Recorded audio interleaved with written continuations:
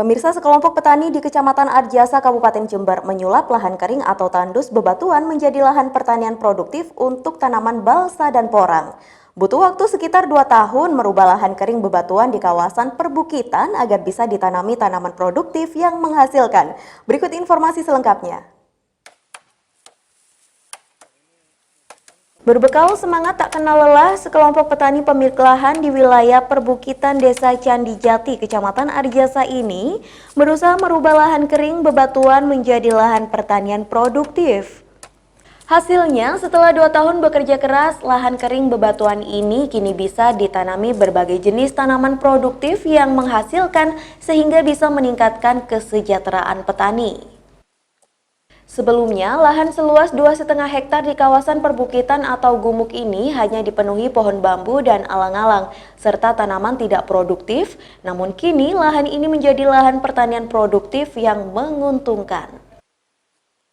Setelah menjadi lahan produktif, pada awalnya lahan kering bebatuan ini ditanami tanaman singkong dan jagung, namun hasilnya kurang maksimal dan kini petani mencoba tanaman balsa dan tanaman porang yang dianggap cocok dengan kultur tanah.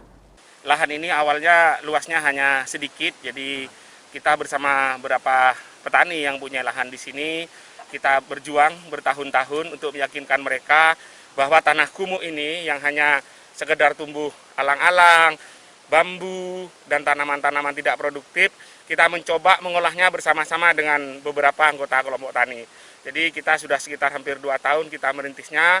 Awalnya kita tanami puhung dulu, ternyata berhasil. Setelah itu kita tanami jagung. Alhamdulillah karena kekurangan air, jagungnya kurang maksimal. Sehingga kita sepakati bersama teman-teman kelompok yang besar ini kita jadikan lahan percontohan. Kita akan tanami tanaman keras yang namanya balsa. Di bawahnya nanti kita kasih tanaman porang. Sehingga nanti hasilnya kita harapkan bisa lebih produktif dan menguntungkan.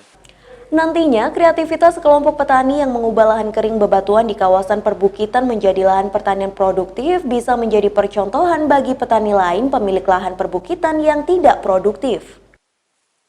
Dari Jember, Yudisa di Jember 1 TV melaporkan.